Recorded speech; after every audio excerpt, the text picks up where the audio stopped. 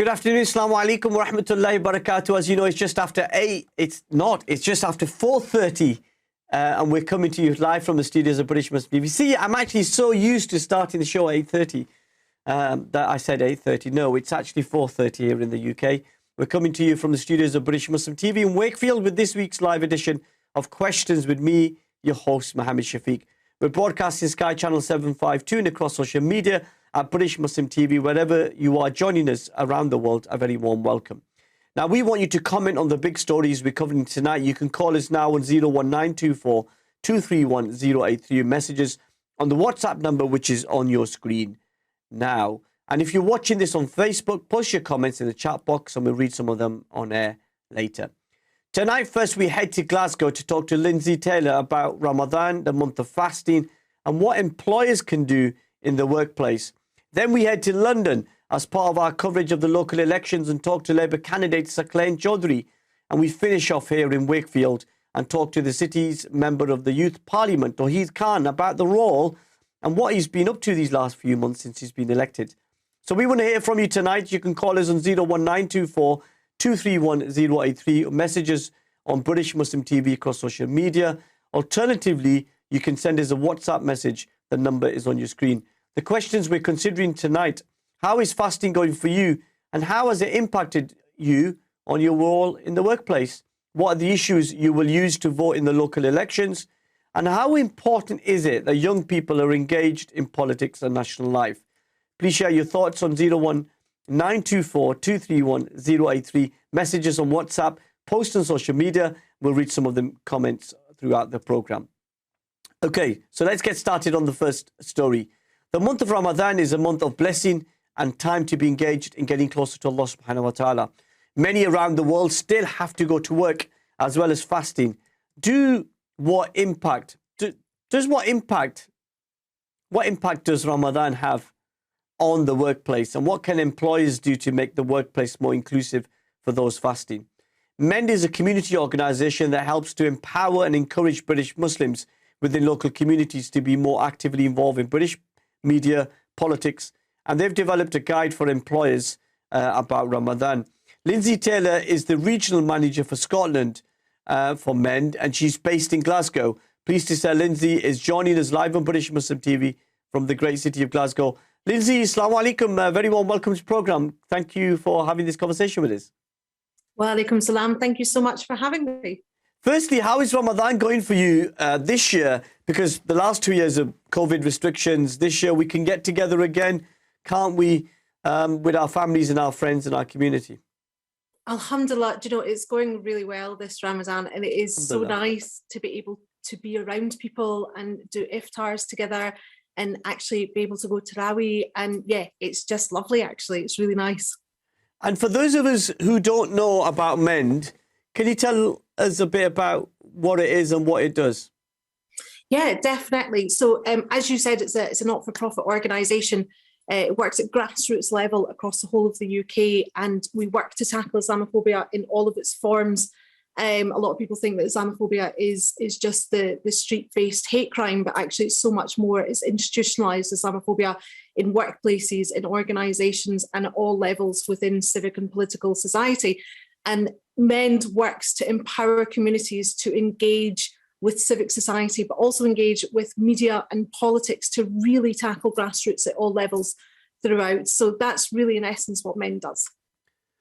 And you do this across the country. So you're responsible for Glasgow and Scotland as a country, but you've got a national role as well. Yeah, so I am the regional manager in Scotland, but yeah, also I support the team overall as the deputy development and engagement officer as well there for the whole of the UK. And we have regional managers like myself based around the whole of the UK. So we've got one in Wales, we've got one in London. Obviously, London's massive; it needs one to itself.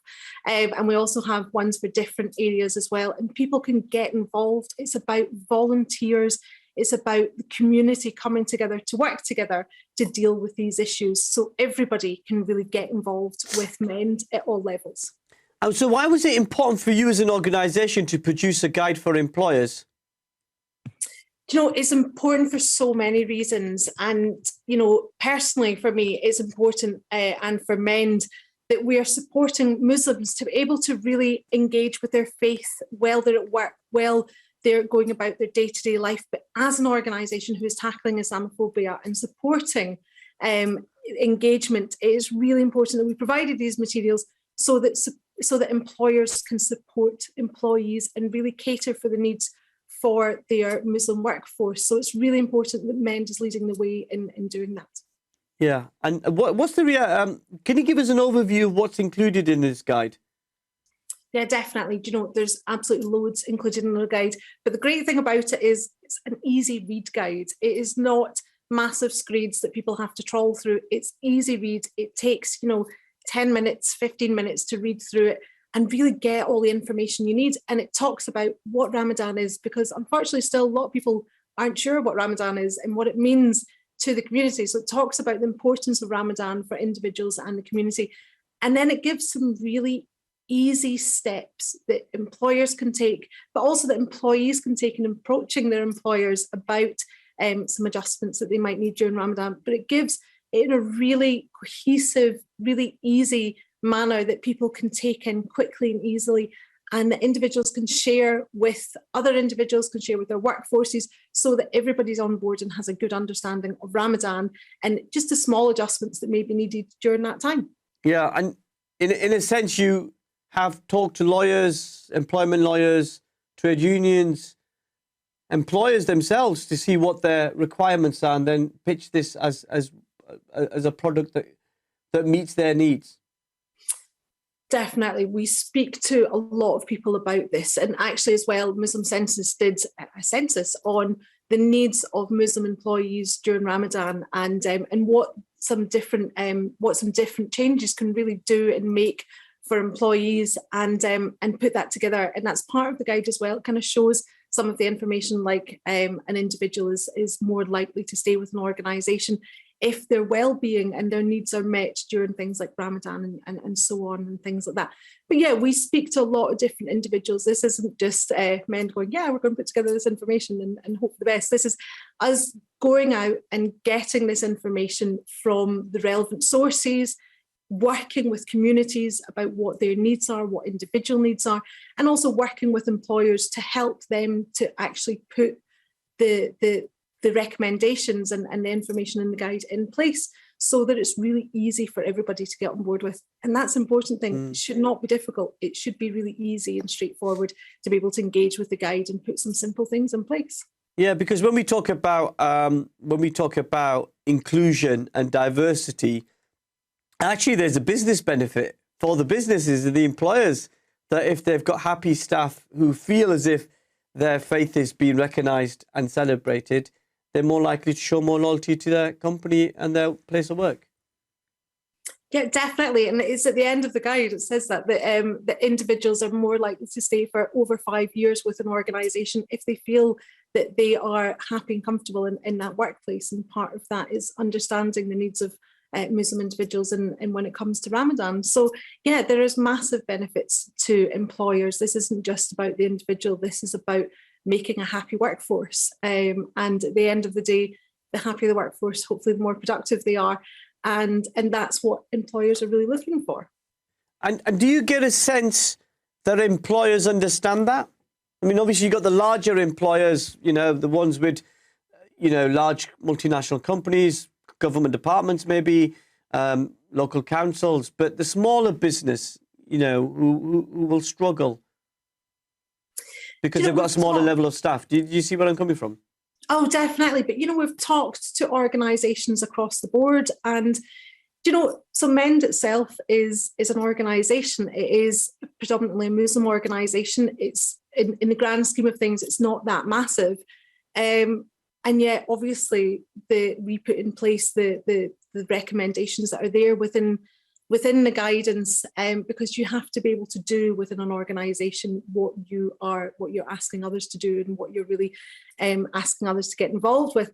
So that's the thing. It can work at small levels, but it can also work at larger levels as well. There is no reason why smaller level organisations cannot engage with the recommendations and they can't really support their team. And you find within often smaller organisations, there is a closer network, and individuals may find it easier to be able to communicate with their direct line managers and things like that, because it is a smaller organisation. But yet there is no reason why this does not work at all levels. And we have obviously gone out and spoken to larger organisations and also smaller organisations about the recommendations that are there in place. And people do seem keen to take it on board and really work with what's there in the guidance.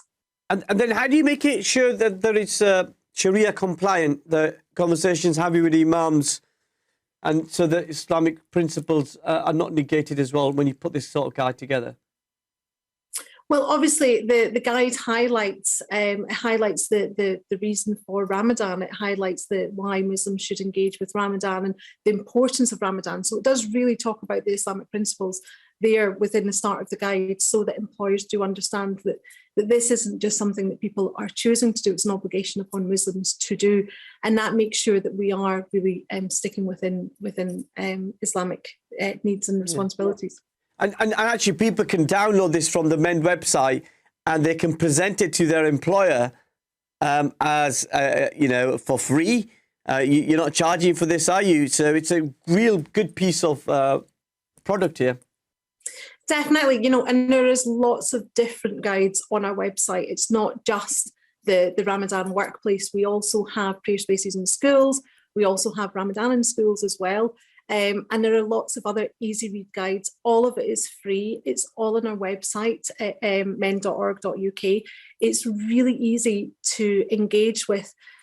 And quite often what we found as well is that employers are engaging with the easy read guides that we have, but then they're looking for follow-up training, and MEND offers that as well. So we offer, training for organisations that we can go out and really have that one-to-one contact with an organisation to make sure that they are fully on board and that they fully understand what they are wanting and to do and how they want to support their staff. So there's lots of ways that MEND can support and help, not just through the easy read guides, but they are all there, they're all free, and they're all on our website. We've got a caller. I don't know how long we've got until the break, but should we say hello to the caller first? Oh, we've got 5 minutes. Okay, that's excellent. Assalamu alaikum, you're live on British Muslim TV. Who's there? Yes. Hello, assalamu alaikum. Walaikum salam. What would you like to say?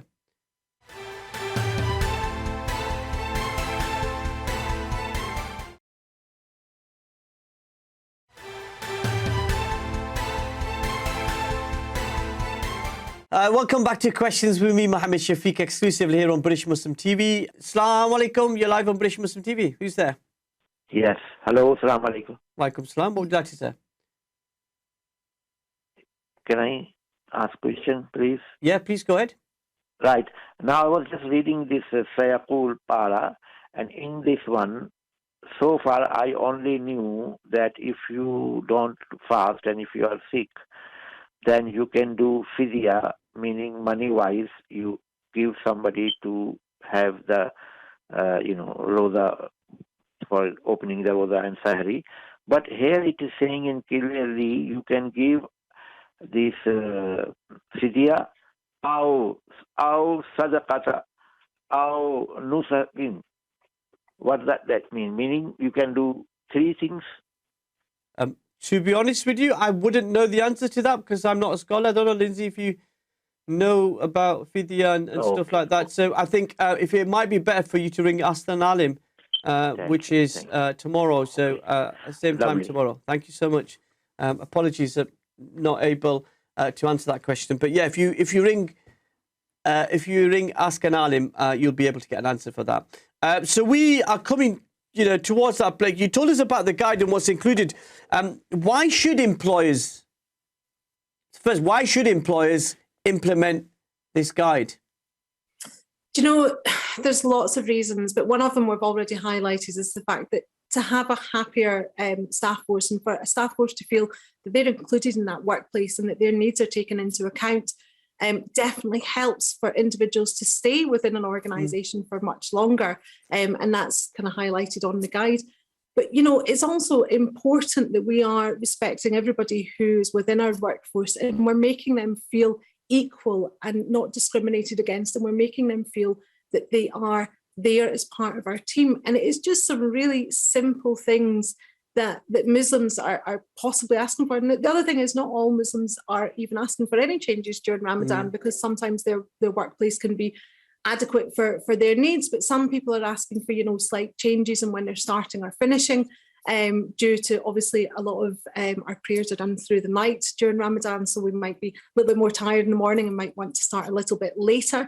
Also, we can be asking for specific time off during Ramadan as well. And it's just about taking these needs into consideration so that your staff team feel valued and feel part of the team.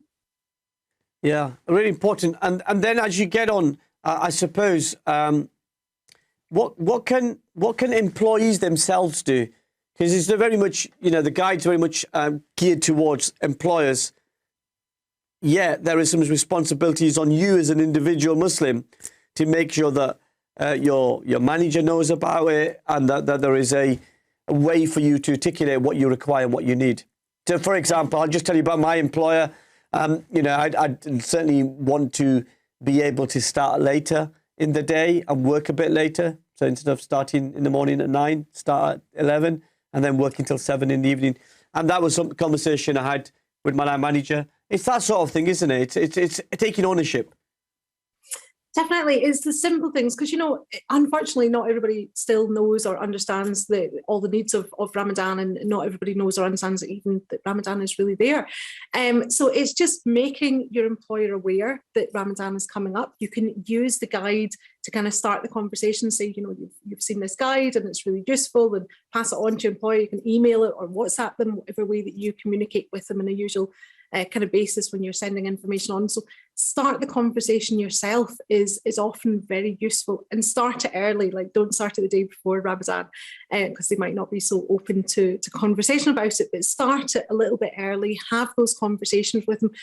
Obviously, alhamdulillah, I'm really fortunate. I work for Muslim organisations, so they preempt it and they organise it for us, whereas previously I've worked for non-Muslim organisations, and I've gone to my employer kind of a month before Ramadan, said, Ramadan's coming up, and it would be really good because I won't be having a lunch break, if I can maybe start slightly half an hour later in the morning and finish half an hour early. And they were really open to that, and actually they allowed me to reduce my days a little bit more, which was really great. But having that conversation, it's so important, isn't it? The benefits of what you propose in this guide. What's been the reaction from some of the employers you've been talking to? So personally, I've spoken to quite a few employers, and they have found it exceptionally useful to have this Ramadan guide, which just highlights for an employer's standpoint, like how they can support their Muslim staff. They've said that they didn't know that these guides were available. They didn't know that they were able to do additional things to support staff. They hadn't really thought through, some of them had said as well, and they just found it really useful. Some of them have been non-Muslim and some of them have been Muslim. The Muslim employers that I've spoken to, they've been like, we've filtered it out to every single organisation that we know to make sure that everybody's really engaged and that everybody is really understanding the needs of staff at this time. So it's been really positive so far, which is really great and nice to hear. Yeah, that's really, really powerful. And obviously, in the guide you talked about employment law. Just for our viewers' sake, is this guide covered by the employment law that governs the relationship between an employee and an employer? So yeah, the guide does talk about employment law, and there is aspects of employment law which allow for reasonable adjustments to be made for members of staff. Now, obviously, there's certain criteria about length of time that you've worked, length of service, and so on. So what I would recommend, or what MEND recommends as well, that you do is go and speak to your HR department. Obviously, in bigger organisations, they'll hopefully have an HR department. Go and speak to them and talk to them, because obviously your contract may have certain things as well, which may allow additional support along with that. So it's really important to have these conversations. If you don't have an HR department, speak to your line manager or your supervisor about how you can be supported during Ramadan, because reasonable adjustments are permitted, and that's things like changing the start time, so having flexible working hours during Ramadan. But as we kind of highlighted for the break, make sure you speak to your employer in plenty of time, so that they can put these things in place and so that they can have a good understanding. And it gives them an opportunity to look in to see what legally they're required to do and if there's additional things that they need to do to support you during that time. Yeah, that's really, really important. Now, employment law is really important because that's the relationship, that's the tool, if you like, that governs the relationship between an employer and somebody who works. So if you want to know more about that, you can read the guide, but actually join the trade union because they'll be able to protect you in your workplace. That's really, really important. Sorry, I'm just getting that plug in there, Linsay. Now, can I share a story with you? We were talking about this during the break. Somebody I helped out recently in recent years who asked for Eid, and they asked for Eid off from their line manager a week before Eid. That's not very smart, is it? No, not completely. A lot of organisations have they have guidelines on when and how you can ask for your annual leave. Quite often it's 4 weeks in advance minimum. So again, we recommend that if you are going to ask for Eid off as part of your annual leave increment, then definitely get it in there in advance. And if you're working in an organisation that maybe has a lot of Muslims within it, you might want to get in there super quick because it might be difficult to get it off in time. But you know, there are some organisations, so I'm really lucky, I work for MEND, which is a Muslim organisation, and we automatically get Eid off, and that's over and above our annual leave. But it's not just Muslim organisations that do this. I previously worked for an equality council up in Scotland, and they also gave us Eid off. Whichever religious festival it was that you celebrated, you automatically got that day off as part of your contract, and that was over and above your annual leave. So obviously organisations can do that as well. It's not the minimum that you can do. You can always go that little bit further if you want to as an organisation. And obviously the guideline highlights some of the minimum things that you can do, but there is always more that you can do. There's always lots of things that we can do to support everybody through their festive time when it comes to Ramadan and Eid and other festivities. Yeah, that's really important. Reflecting on Ramadan, what's your message to our viewers who may need help during this month at work? Take a look at the guide. So www.men.org.uk, the easy read guide is there. Have a look at it, read over it, and go to your employer about it. It might be too late for adjustments to be made this year, although there is still, plenty of time left in Ramadan, but it might be too late for them to be able to implement everything. But they will be prepared for next year. And also it maybe helps start that conversation with them, because maybe it's not just Ramadan that you're struggling to do certain things and practice your faith in your workplace. Maybe throughout the whole of the year, you're struggling to find a prayer space, you're struggling to have time to pray. And there are guides on our website as well that can help and support you through that as well. So have a look at our website and see everything that's there. Have a really good read over it. And also reach out to MEND. We're here. We do training for individuals and for organisations. Just very quickly, we've got probably less than a minute, but what other campaigns is MEND involved in, and what can people look forward to? So right now we've got the Ramadan fundraiser, because obviously we are community funded. So people can get involved in that and launchgood.com/MEND. They can really get involved and also have a look on our social media, all our videos and different things that are going up and that are being talked about just now. We've also got GoAv, Get Out and Vote, where that's leading up to the council elections on the 5th of May. And I know that you're leading into this as well. Thank you so much. And that's your next guest. Thank you so much, Linsay. It's been an absolute pleasure. I've really enjoyed that. I hope our viewers find that useful as well. Best wishes for the rest of Ramadan to you and the team. We'll take a break. When we come back, we'll be heading to London and looking at the local elections 2022 and the Labour Party. Join us after this.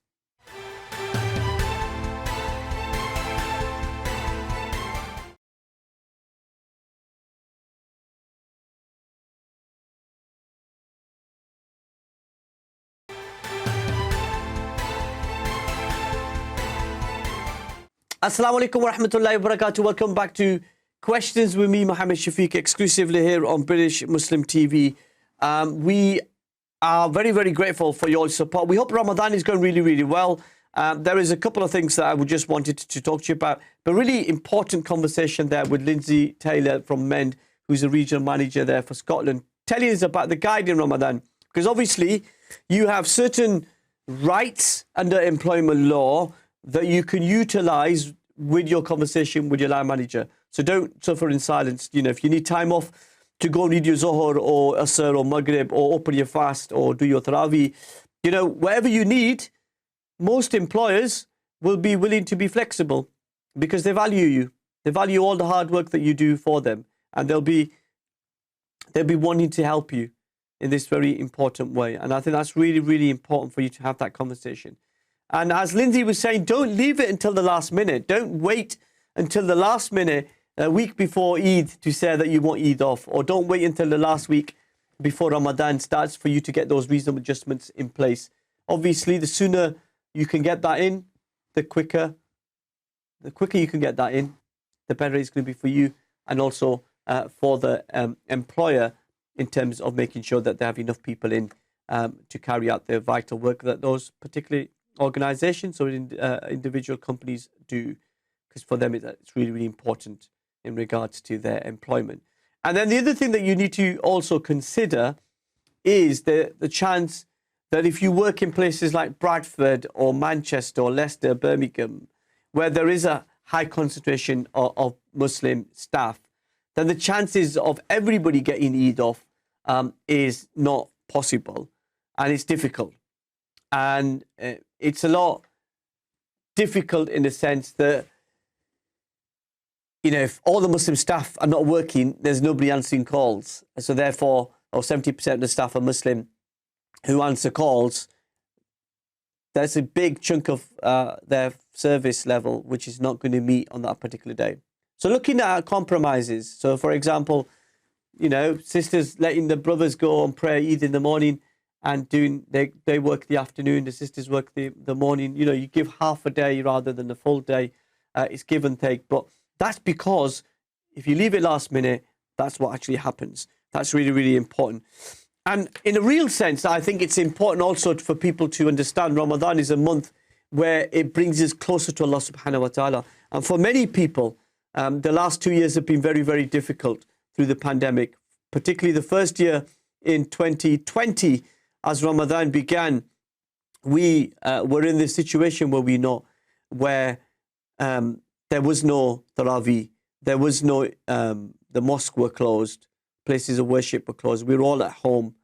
And that has its benefits as well. You know, I spent, if you like, the whole year focusing on ibadah and connection with your family. That's really important as well. And then you have the inability to go to a mosque and have those iftari get-togethers with your family and your friends and your community. That didn't happen. And last year as well, there were similar restrictions as well in terms of COVID. So this year is the first year where we've had the ability to get together for iftaris. Last night I was in London for the Naz Legacy Foundation Grand Iftar at Tower Bridge. There's going to be a number of iftars that I'm going to be going to, privileged on behalf of British Muslim TV. But all of you will be getting together with your family and your friends. And I've just got a couple of things to say. One is, please make sure that you protect yourself and your family. And if you've got a vulnerable member of your family, grandparent, or somebody who's got health conditions, just be careful.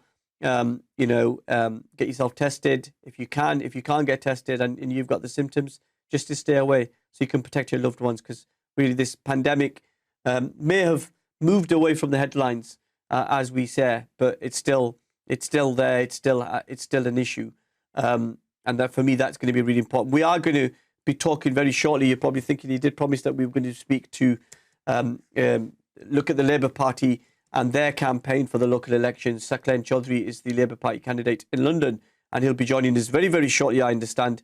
So in the meanwhile, we're just going to, talk to you about what we just did, but also really important that you have that conversation with your employer well before it's required. Don't leave it until the last minute. The people who have those conversations sooner generally tend to get that time off, and it's really important. At the moment, alhamdulillah, it happens to be April, so you got Easter at the moment, but by the time Eid comes up, it'll be May, sort of May bank holiday, the sort of May bank holiday, and then it's about making sure that if you're ever in that situation where it will, inshallah, in future years, end up like at Christmas time, lots of people are going to be off. What's the compromise? Having those conversations are really, really important. Now, in the world of politics, a few weeks ago, we covered the Conservative Party, and we had a Conservative candidate from the local elections. Tonight, or today, we'll be covering the Labour Party and talking to a Labour candidate about their campaign locally, but in terms of what is happening nationally, Keir Starmer's first election campaign, if you like, after his victory in the Labour leadership 2 years ago, it really issue. And the Labour Party wanted to be about the parties, the Downing Street parties, as so many people are talking about, and the sense that the Prime Minister, Boris Johnson, Rishi Sunak, the Chancellor of the Exchequer, have both been fined, along with Carrie Johnson, the wife of the Prime Minister, has also been. The Prime Minister says that he is very, very sorry that he's in the situation that he found himself. He's apologised, and they both have rejected the calls from the opposition parties that he should resign.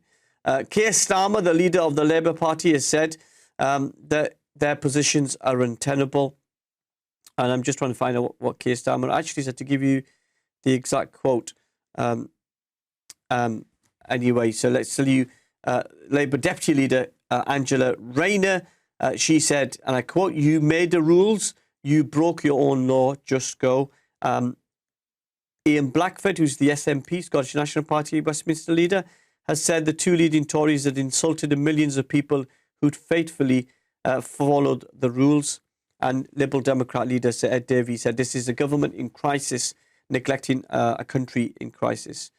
And so the interesting thing is, obviously, with the Easter recess, when politicians come back, will it still have the same impact? And we're still waiting for Sue Gray report to be published. Okay, so as I said, we're looking at the general, we're looking at the local elections. Wishful thinking on the part of some politicians, maybe. 2 weeks ago, we focused on the Conservative Party, and this week we look at the Labour Party. 2 years after the election of Keir Starmer, is this the moment they will make their breakthrough and beat the Conservatives, particularly in some of those red wall seats? What will these results tell us about the next general election? Saqlain Choudry is the Labour Party candidate in Brent, London, and Saqlain is keen on using his platform, his energy and his voice in advocating for a better and more social housing. Pleased to say Saqlain is joining us live from London. Saqlain, Assalamu alaikum, warm welcome to the programme. Great to have this conversation. Walaikum assalam, Mohammed. Thanks for having me. Firstly, you're in the midst of your campaign. What has the reaction been like on the doorstep? Excellent. Fantastic response so far. We ran the campaign about a few weeks ago. We've been speaking to thousands and thousands of people on the doorstep, and the message has been quite simple. Opposing this government, and they're not doing enough to tackle the cost of living crisis. There are numerous issues locally, from austerity to crime, all sorts of issues. But the response we've had is very positive. We're running a very people-powered campaign, very hyper-localized, and we're focusing on policy, not personal politics. And as a young British Muslim entering into this dangerous field of politics, I'm looking forward to using my voice for good. Now, has Ramadan made it more difficult to engage with voters? Because naturally you'll be knocking doors and people will be getting ready for iftari and other activities. How's that been? Yeah, alhamdulillah, so far it's been positive. I think physically and mentally there is that drain on you, but spiritually it's been very refreshing to renew your intentions. And Mohammed, you've got to be in it for the right reasons, and I know why I'm in it. And it's to improve local communities, the lives of locals, and wherever I can. And I think Ramadan has provided an opportunity for me to serve the community through voter ID, through campaigning, through talking to residents and seeing what issues they have. And in one way, that's a form of ibadah, a form of worship. And I'm very grateful that during this blessed month, I can go and talk to those residents. Yeah. Now, what is it that interested you in the Labour Party?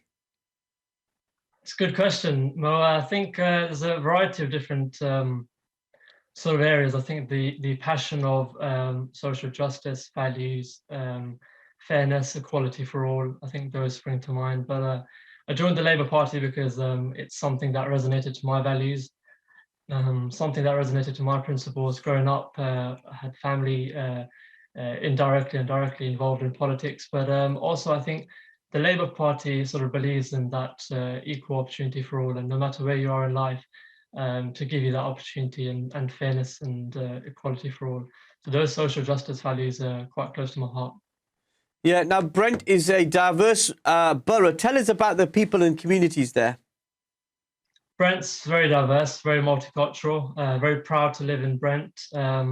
We've got over 330,000 people living in Brent, over 150 different languages spoken in Brent, and a multitude of different cultures, religion, tradition. And that's one of the beauties I found on the doorstep. I've received a very warm reception from Hindus, Sikhs, Muslims, people of religion and none. And I think just the beauty is such that we live in such a diverse borough. And let's not shy away from the fact that there are still issues in Brent, there are still problems to be resolved. But luckily and hopefully and fortunately, with the support of local Labour candidates and local Labour councillors, we can seek to improve the lives of many around us. Yeah, and in a real sense, Brent is traditionally a Labour borough, but the Liberal Democrats have in the past been active there as well. So are you fighting against the Liberal Democrats or is the Conservatives? What's it like? I think there are many people putting their name in the ring. We've been quite clear. Long before I was a candidate, I was out speaking on the doorstep, speaking to residents, speaking to communities, because that's a passion of mine. Whether I'm in politics, whether I'm directly a candidate or not, speaking to people on the doorstep, trying to resolve issues for them is a passion of mine. So we've been the leading and front-running sort of party in Brent and hopefully in other areas as well. Speaking to a lot of people on the doorstep, and unfortunately the opposition parties haven't knocked on their doors. But that aside, I think just speaking to people on the doorstep is something that I'm quite keen and passionate about. And you mentioned Brent there in terms of its diversity, and I think that's one thing that we're focusing on. Saqlain, just stay there. We just need to take a very quick break. When we come back, we'll continue this important conversation looking at the Labour Party as the local elections are happening on Thursday, May the 5th. Join us on the other side of these very short messages. Assalamu alaikum.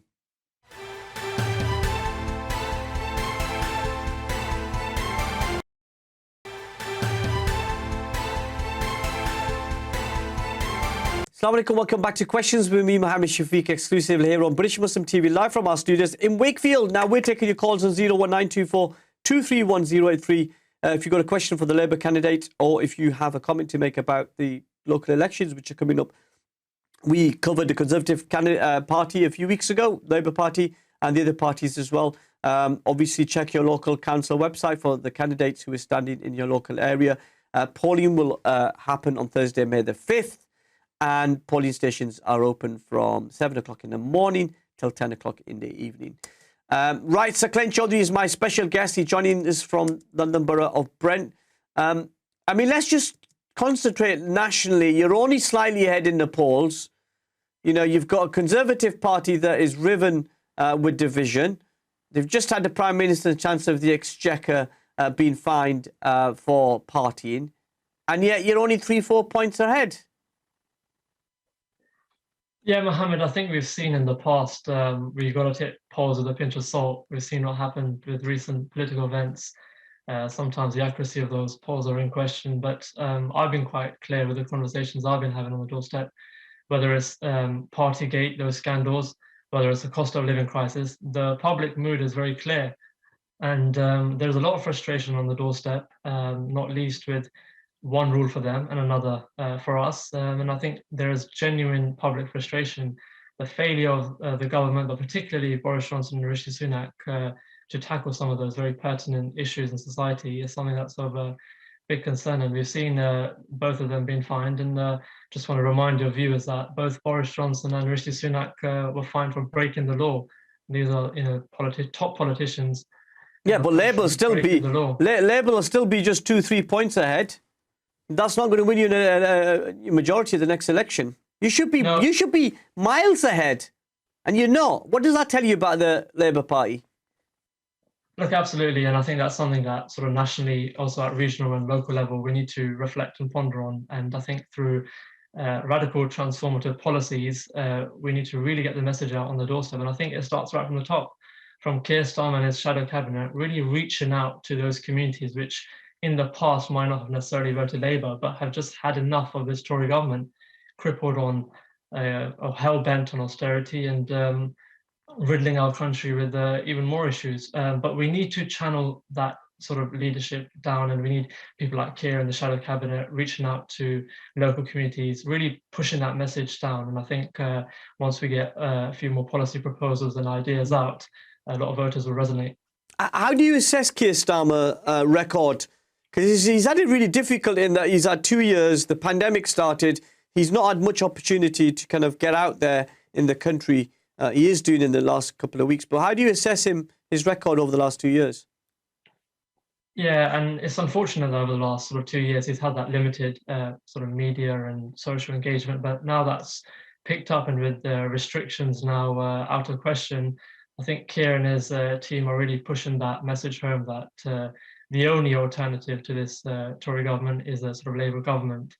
And Keir is a very statesman-like figure, very polished, and he was obviously formerly Director of Public Prosecutions, and he knows the law very well. And if not anything else, I just want to tell your viewers that at least he's not a law-breaking Prime Minister. And I think you need to have a vision as a Prime Minister. And along the way, Boris has lost that. He's lost control of his own party at times, and he's lost the confidence of this country, frankly. But there's a lot of work to be done with Keir and his cabinet, and I just hope that Keir can really bring that people skills out of him, really reach out to local communities like mine and Brent and beyond, and show that different side of Keir, which we haven't yet seen.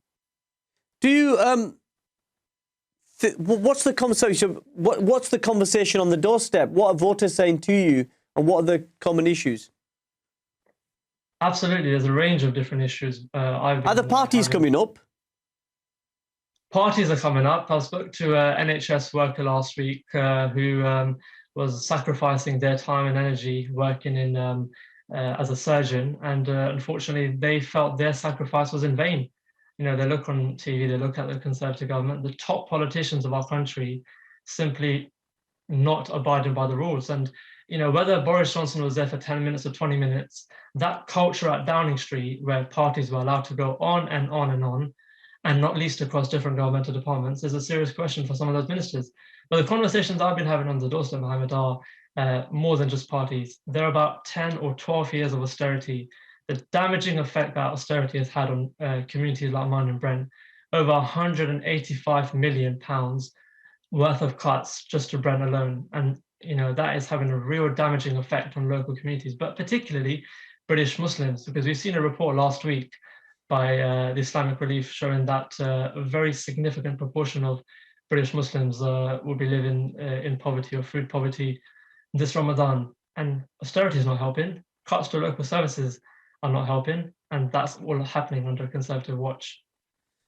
Yeah. And what do you want to achieve if you get elected on May the 5th? If given the opportunity, the very humble opportunity to serve, you know, the 12,500 residents in Willesden Green, Brent, you know, I want to use my voice to advocate for those real pertinent issues that people have been crying about, you know, local community infrastructure, funding for more social housing, tackling food injustices, working with the sort of relevant council authorities to make sure we have the right funding for those services, and lobbying for more funding, because we've seen a lot of funding stripped out of Brent. It's now time to bring that funding back into Brent.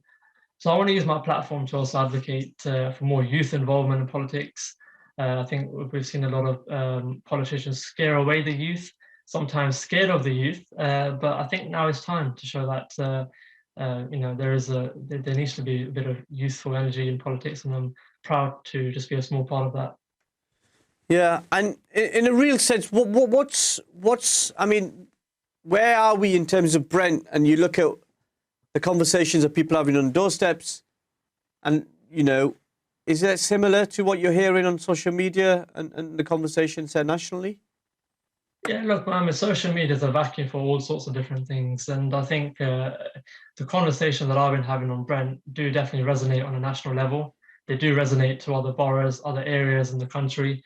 But one thing that's really, really clear is that those key issues, whether it's Partygate, whether it's a failure to have lockdowns earlier, you know, whether it's ministerial, whether it's ministers not abiding by the ministerial code, those issues are not forgotten with residents, and now is the time to send a message on the 5th of May in these local elections to the national government that we've had enough of this Conservative government.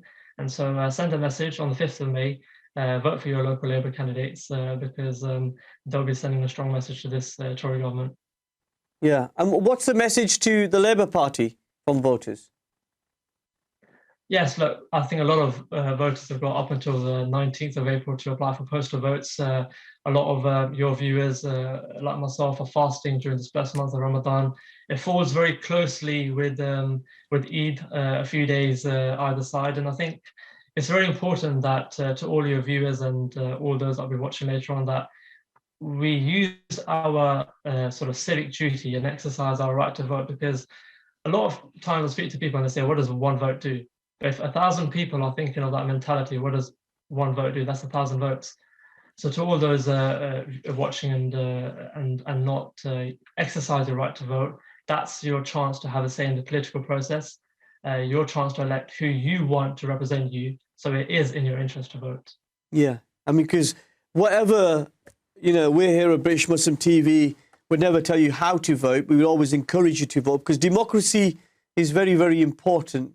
And we would encourage you, everybody watching this, to express that. Yeah, the election on Thursday, May the 5th. It's polling stations from 7 till 10. As you said, it's just after Ramadan. Ramadan will finish beginning part of the week. So you will get 2 or 3 days of door knocking, and that morning leaflet that you do on the morning of the election will be after Ramadan. So I can reassure you about that. I mean, Saqlain, what's the next step? Where do you want to go from this? No, well, we can't look too far ahead in the future. I'm sorry, you can't blame me for asking, because that's what journalists like me do. Absolutely, no. As soon as you stand for one position, we're looking at what's the next step. No, I'm grateful for that. And I think first and foremost in the short-term future, inshallah, if I get elected as a councillor, is not wasting time. And any opportunity that I have to advocate for youthful representation on the council chambers, or whether it's fighting for food injustices or more social housing in the short term or even the long term, just tackle some of those core issues we have in Brent. And hopefully through my platform, through my energy, but also my intention. And I think that's one thing which I've been quite clear about is you've got to be in it for the right reasons. And sometimes the wrong people are in politics, but rest assured, hopefully prove that wrong. Yeah. And in a sense, what's your message to people watching this who may have voted for your party before, may want to vote for your party? Convince them that they should be voting for the Labour Party. Look, I totally understand your frustration and anger, and point you towards the direction of this Conservative government, first and foremost. What have they done over the last 12 years? Cuts after cuts after cuts to local services, but not least over the last 2 years. We've not had over 80,000 COVID deaths by mistake. The failure to take lockdown earlier and seriously resulted in so many unfortunate deaths. If you look at Boris Johnson and Rishi Sunak, failure to abide by those rules they put into place themselves. We in the Labour Party very clear that we can't have those sort of people in charge running our country. What sort of message does it send internationally? But my message to those who are sort of reluctant to vote for Labour is, what are the alternatives you have? Let's be serious about it. It's a two-horse race often in these national elections between Labour and the Tory government. And on the 5th of May, you have that chance to work for those, to support those hard-working local Labour candidates. And I think you should use that vote in the right direction.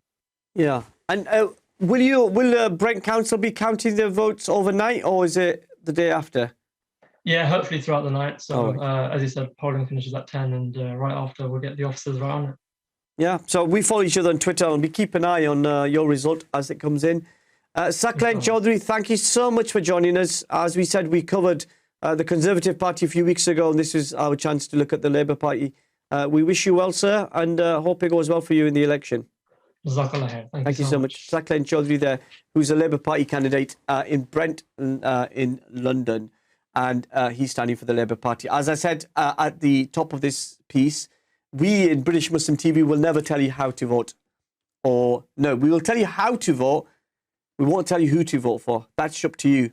We'd encourage you to get out and do your democratic duty and understand what the candidates are, and then vote accordingly. But vote. it's very important to vote. Polling is open on Thursday. Election day is Thursday, May the 5th.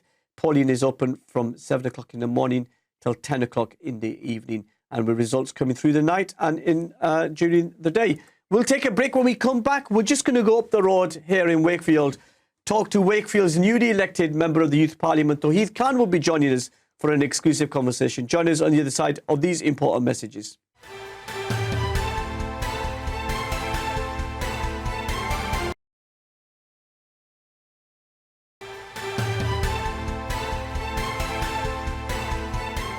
Assalamu alaikum, welcome back to Questions with me, Mohammed Shafiq, exclusively here on British Muslim TV. We are coming to you live from the studios of Wakefield. Now, there is something called the British Youth Parliament. And every year in different parts of the country, there are elections of young people who elect their representatives who will represent their town, their issues, and advocate on their behalf. Very similar to what an MP does, but just don't get paid for it. But they get something which is really cool, I think, and exciting.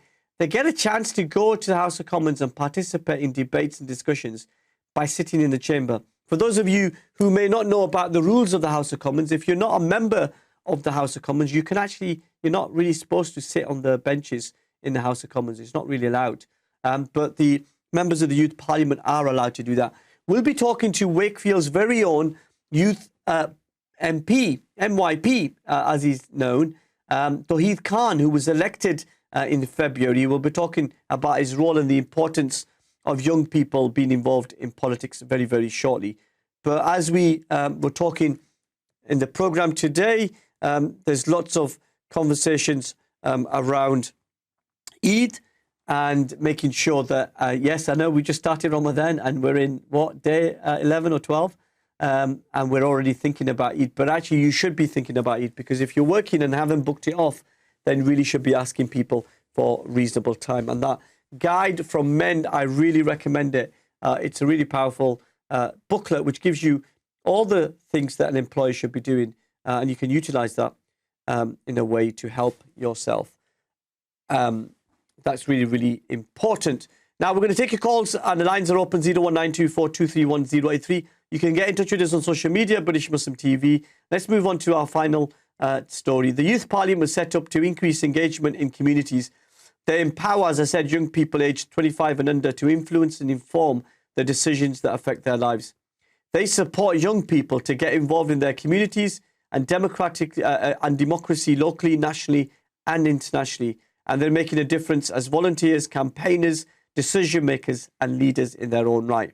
Now, recent elections happened across the country, and here in Wakefield, Toheed Khan was elected as one of the district's member of the Youth Parliament. Toheed is 16.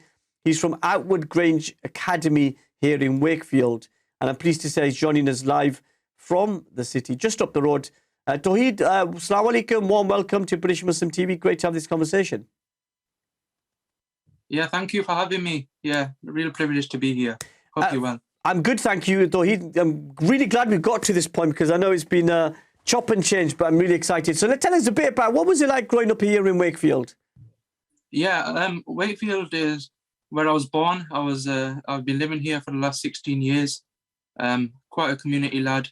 Been around in the community for quite a while now. I know quite a lot of people, and Wakefield's a really good place to live, I think. The community here is great, diverse, multicultural. So yeah, it's a really good city here, and we have a really fantastic range of different communities, different nationalities, different people from different walks of life. So it's really good here. And where did the interest or influence come for you in politics? Yeah, so I think it started off when I was really young, about 12, when I just started secondary school. I think there was this kind of with Brexit and what was going on at the time. Obviously, it was all over the news, and I just thought, well, what's going on? Let me look at it. And, you know, I looked into Brexit and what was happening, and we had a hung parliament. So that's kind of the reason I got into politics, because I wanted to make a difference, and it has made a difference, and I'm grateful for the opportunity. Yeah, but you talked about Brexit. What was it Brexit, what was it about that influenced you to want to get involved? You know, unfortunately, my role restricts me to speaking on political things. But I think about Brexit, it was the thing that it was all over the news. And because all the news channels were talking about it, I think that's the reason why it kind of got me into it. It's a bit like we spent 2 years talking about the pandemic. We're talking about Ukraine a lot at the moment. It's the news cycle, isn't it? And was that the reason why then you decided to stand for the Youth Parliament? What was it that encouraged you to get to that point? Yeah, obviously before Youth Parliament, the elections, I was in Wakefield's Youth Council as a youth councillor for Wakefield West for quite a long time. I think it was 4 years prior to the election. So I had the experience and the levels of communication already there in place. So I was quite already getting involved in quite a lot of campaigns with knife crime, mental health, discrimination. We were looking at all those types of things, and we were leading really good conversations with leaders. And we kind of met quite a lot of good politicians out there. So that kind of helped me. And then when the time came for the election, after 2 years of COVID, everything came to a stop. And I thought, this is the next step. And it was the next step because I got elected. So that's why we're here today. We're going to talk about how you got elected and what the reaction was later. But just tell us, what's the process? How do you get on the ballot paper? Is there a process that you have to do before that? Yeah, so it's just like any other election. You put in a nomination form. You have two nomination people who nominate you, and that goes on the form as well. So it's essentially the same as adult real life politics, but just as a young person in youth politics. So it's completely the same, but it's only for young people. And now young people vote online. And I'll probably ask the question, if we can vote online in youth parliament elections, then why can't we all vote online? But that's a different story. And I know you're restricted in terms of what you can say politically. But how do people, so lots of people were voting in that campaign. How was your campaign? How did you interact with young people? Yeah, my campaign was amazing. I think, first of all, a credit to my campaign team. I had one of my friends called Sunny who was helping quite a lot with campaigns. And because I go to a school which has over 2,200 students, we were able to get a message out there that Toheed Khan is standing for Youth Parliament. But then, you know, I had such a variety of people coming in and supporting me.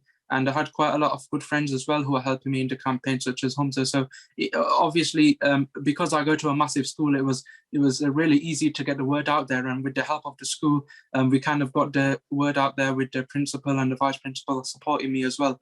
So we had a variety of people looking at me as a candidate. So you were kind of ahead of the curve because your school was so big, and you got ahead because of that. And then how do you appeal as a young British Muslim to say, you know, white pupils and, you know, some of the other ethnic communities? What was your strategy when it came to that?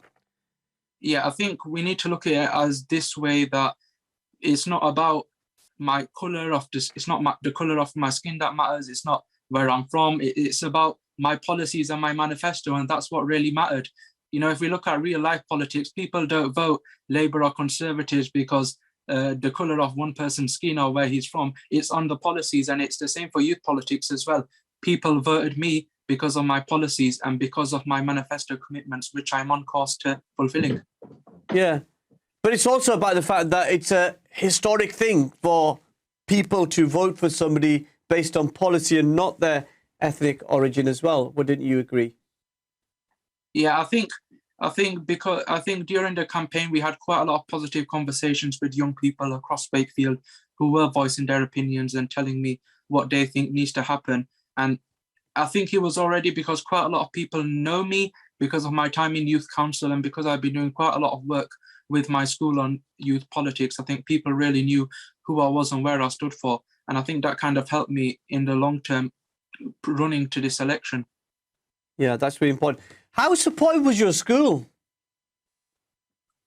Oh, school were amazing, honestly.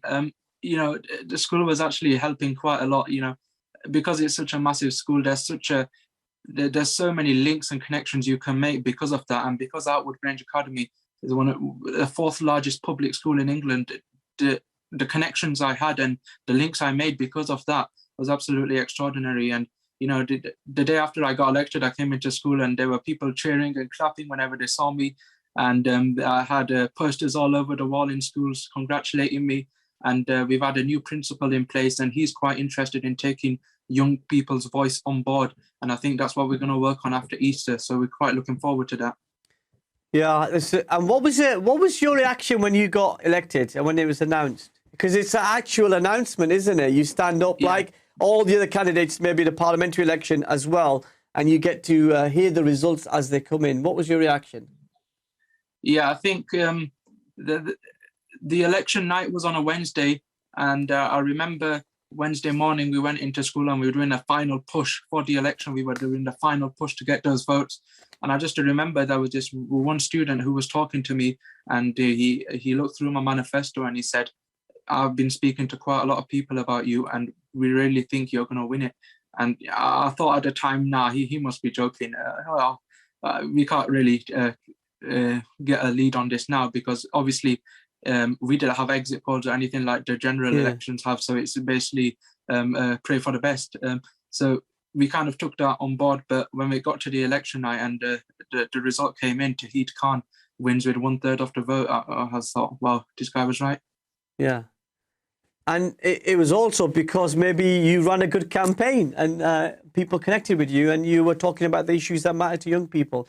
What were just give us an overview of what those conversations were with young people? Yeah, so the manifesto commitments were based around young people. What we did is that me and my campaign team and the office, we really took an interest into what people were giving us on feedback and stuff like that. We were really going out there in the community talking to young people. And one of the real priorities that we kind of took on board was transport.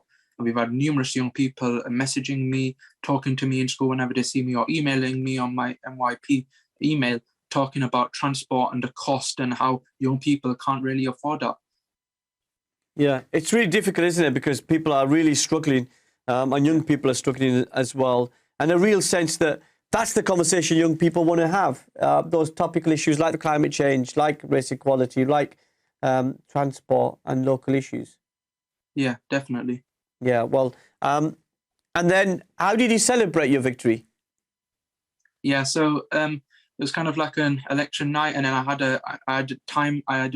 had a floor a space to do my speech. And I guess after the election, when the result, I had my speech, and I remember there was one phrase that kind of stuck with people after I won, and it was, "Enough of talking, it is now time to do." And that kind of stayed with me for quite a lot of the time. And I just looked back and I thought, yeah, we're actually doing something, because I'm getting people coming up to me in school and saying, "Thank you for working on this, thank you for working on that. You're actually doing something right." And I think that's the motivation for me to go forward. And it's not about celebrating or anything, it's the motivation and feedback that I get from young people across the district that I represent that really motivates me to go on. And that's kind of my celebration. To stay there, I know we're going to talk about some of the issues that you're working on at the moment. We're going to take our final break, and when we come back, we'll continue this important conversation with Wakefield's very own Youth Parliament member, Toheed Khan. Join us on the other side of these important yet short messages. Assalamu alaikum.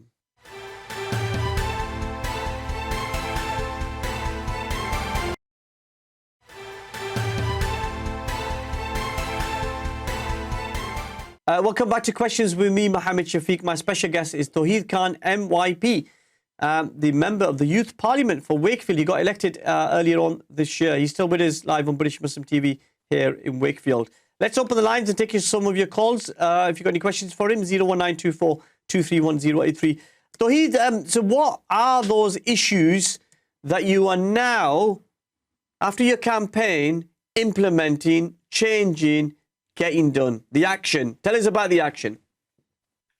Well, first of all, the action is actually getting the things done, and we're doing that in quite a lot of ways. We're meeting with politicians, we're getting together with different organizations and charities, and we're getting together with departments, the government departments for different sectors that may help in our campaigns. Yeah. So you talked about transport. What sort of things do you want to change in transport? Well, I think because of the cost of living going up, I think it's quite difficult for young people to be able to afford the extortionate rates these private bus companies are charging young people for a return ticket. I think it's ridiculous. And we need to take in consideration, these are young people many of them don't work in full-time education. So to be charging them extortionate prices for transport is completely unacceptable in my eyes. As an MRP, I'll be definitely working on that to try and get in touch with the people at the top to try and make a difference, because ultimately I've been voted in to make a change. Tracy Brabin, who's the West Yorkshire Mayor, has said she wants to copy what Greater Manchester Mayor Andy Burnham has done, which is take control of buses to bring down prices. Is that something that you've talked to her about and campaigned when you met her? Yeah, I think because she was only elected in May last year, there's quite a lot of priorities on her list that she needs to fulfill. But I think we were really looking at the idea of a London-type transport system where everything's on an oyster and you don't just have to pay at the bus stop. So I think if we do adapt a London-style system like Sadiq Khan has done with oysters, that can definitely help, because it's reducing the amount of time buses are stopping at stops, and it's more efficient. And I think that's important for young people so they can get quicker to school on time. Scan and go, essentially. And you've been meeting lots of politicians, because we follow each other on Twitter, and the pictures are coming thick and fast. Who's been your favourite politician so far? Doesn't have to be from a particular party, just as a person. And what have the conversations been like? Well, yeah, as you were saying, quite a lot of politicians I've been speaking to. The British Shadow Foreign Secretary David Lammy, Ed Balls, former Shadow Chancellor. But the one who really stood out for me was Emily Thornberry, because she's the Shadow Attorney General. And the conversations I've been having with her, especially about transport as well, she has a similar interest in transport. And she was saying that Yorkshire and the North really needs to adapt a style like London, because you look at London, look how efficient it's doing with transport. So yeah, we were talking like that. But then another politician I've spoke to that's been really good is Imran Hussain, the Bradford MP. He's been really good to speak to. Lots of politicians. And when you talk to them, do you kind of get a sense that they understand what you've just been through? Because you've been through a pretty bruising campaign as well. And you get a small taste of what life is like for elected politicians. Yeah, definitely. I think if we look at it from the top as a perspective, I think my campaign was aimed around the idea of a new change, getting someone in to represent young people. And I think historically, if we look at like that, the 97 election was based on the same thing, that we need a new change. So I get the sense and the idea of taking on board historic British elements of what's been happening in politics and implying that into youth politics. So it's definitely having the conversations and the support network and building the network with MPs and politicians that definitely helps. So the ideas that you stood on, the issues that you wanted to advocate on, are very personal to you, but they're also very personal to young people. Did you do some sort of poll? Did you talk to your fellow young people to find out what the similar things that you were talking about and thinking about, and then they're going to be what drives you over the next couple of years?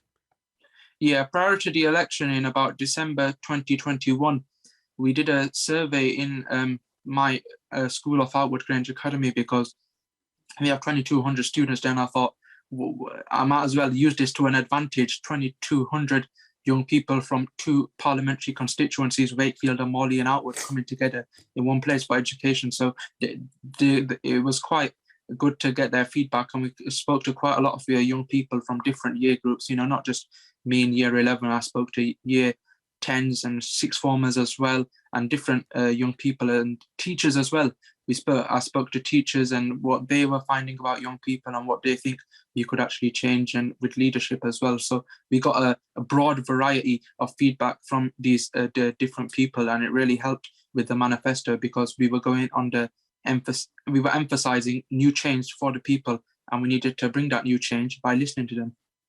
Now, one of the things that you will be able to do is attend a session of the Muslim Youth, the Youth Parliament session, which is going to be held in the House of Commons, and the Speaker, Sir Linsay Hoyle, will be facilitating that conversation. Are you looking forward to that? Oh yeah, definitely. I think, you know, not if you look at Parliament, the House of Commons, not everyone is allowed inside without the permission of the Speaker. So for the Speaker, Linsay Hoyle, to allow the Youth Parliament to use that space for their annual sitting, I think is quite extraordinary. It's kind of a, sorry, Toheed, it's a rule that you cannot sit on the benches if you're not an MP. But you guys are going to be able to be sitting there because the speakers allowed you to do that. That's going to be quite cool. Yeah, that just shows the importance of youth voice within England and the United Kingdom, and the fact that the Speaker of the House of Commons in Westminster, Westminster is one of the biggest political areas in Europe, and we look at Westminster and we look at the extraordinary significance it holds for us to go there as young people representing different people from different walks of life, to go into and sit on Westminster, sit in the benches where historically people like Margaret Thatcher, Tony Blair, Gordon Brown, David Cameron, they've been sat on those benches. It's quite extraordinary. Yeah, to know that some of the giants of British politics over centuries have been sitting on those benches. And then, will you be looking forward to making a speech on behalf of Wakefield and Wakefield's issues? Yeah, definitely. We do something called a move in the motion, as they do in UK Parliament as well, where you'd see the Prime Minister or leader of the opposition tabling a motion. So my aim is to try and get in contact with my regional director and try and see if I can table a motion on behalf of Yorkshire. So we'll see how that goes, but definitely keep your eye out when the House of Commons annual sitting for Youth Parliament is. I know. Definitely trying to get heard. I'm going to be sitting there watching and looking out for you now. I wouldn't be paying any attention to what's being said. I'll just be looking out for you. Yeah. Is there? So Youth Parliament is not party political in that sense. The House of Commons is political. You can sit wherever you sit, and then you'll be able to raise your issues from there. Yeah. Obviously, if you look at Parliament now, we have the government on one side and the Conservative Party on one side, and we have Labour, SNP and Lib Dems on one side.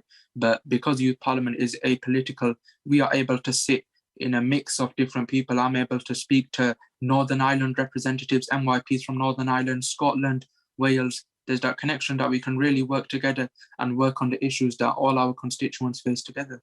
And when you look back at your politicians, leaders over the times, who influences you more? Who looks to you as somebody that you like to use as a guide into the work that you do? Really, without us getting too political, I think one person who's really stood out has been Gordon Brown. And because he was born in Scotland, his dad was from a working class family, his mum was from a working class family. And Gordon Brown, he made his way up from Scotland. He came to Westminster, Chancellor of the Exchequer. Quite a lot of work for young people he did. Sure Start, bursary funds, student loans, student support, young people into employment. Gordon Brown did quite a lot of stuff for young people, and he's kind of the inspiration for me, because he didn't come from a privileged background. But look at him, he became Prime Minister and Chancellor of the Exchequer for 13 years. He did, and he reached the top, as they say, of British politics. We're in the last 3 minutes. I've just got one final question. What's next? What's the future going to hold for you after this? You've got a taste of elections and politics, and there is a by-election happening maybe soon in Wakefield. Are you interested?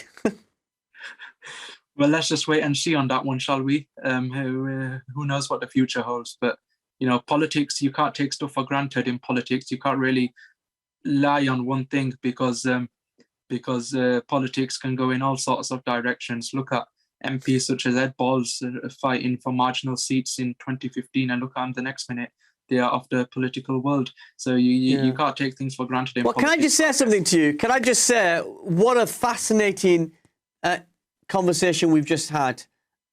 Your confidence, your delivery, your content, your knowledge is absolutely out of this world. And if politicians, real politicians in Westminster, did an interview like you just done, our politics would be so much better. Yeah, thank you. Yeah, so I'm looking forward to following your career, as they say. What's your final message to our viewers watching this around the world in Ramadan, and as we head towards the end of this month? Get involved. That's the main thing. People look at politics and they think it's boring, it's this, it's that. It's not. politics is an active sport. To get things done, you need to get involved. You can't just be a spectator. It's not a spectator sport. You need to get involved. And that's the message I'm going to carry on over the next 2 years in my term in office. Get involved, get things done, contact your MYP, contact your MP. If you want to make a change for people, for your grandchildren in the future, you need to take a change now. You can't just wait it out. Well, Toheed, thank you so much for being my special guest this evening. Look forward to welcoming you back very, very soon. Thank you. That was Toheed Khan live on British Muslim TV from Wakefield. Now, we've reached the end of another programme. Firstly, I want to thank our special guests tonight, Linsay Taylor, Saqlain Choudry and Toheed Khan, and really fascinating. And every word I said to Toheed, I actually mean it. Wow, what a great guy he is and what a great future he will have. Next week, we continue to broadcast at the same time of 4:30, obviously due to Ramadan. And then at the end of Ramadan, after Eid al-Fitr, we'll go back to our normal time of 8:30. I want to thank you and everybody who watched us tonight. And thank you to the team behind the scenes here at the studios in Wakefield. And from me, Mohammed Shafiq, and the whole team here at British Muslim TV, I want to thank you. I want to thank you. I want to ask you to take care of yourself and each other. And I'll see you very, very soon. Assalamu alaikum wa rahmatullahi wa barakatuh. Keep watching British Muslim TV for fantastic programs. And we'll see you very, very soon. Assalamu alaikum.